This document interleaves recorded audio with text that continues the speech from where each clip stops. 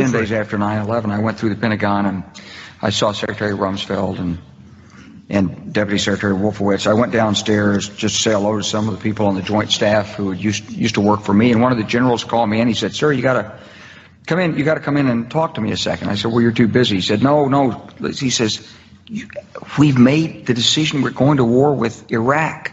This was on or about the 20th of September. I said, "We're going to war with Iraq. Why?" He said, "I don't know." He said, "I guess they don't know what else to do." So I said, "Well, did they find some information connecting Saddam to Al-Qaeda?" He said, No. He says, "There's nothing new that way. They just made the decision to go to war with Iraq." He said, "I guess it's like we don't know what to do about terrorists, but we've got a good military and we can take down governments." And he said, "I guess if the only tool you have is a hammer, every problem has to look like a nail."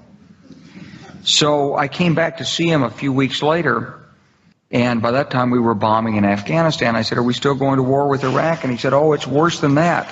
He said, he reached over on his desk, he picked up a piece of paper, and he said, I just got this down from upstairs, meaning the Secretary of Defense's office today, and he said, "This is a memo that describes how we're going to take out 7 countries in 5 years, starting with Iraq and then Syria, Lebanon, Libya, Somalia, Sudan, and finishing off Iran."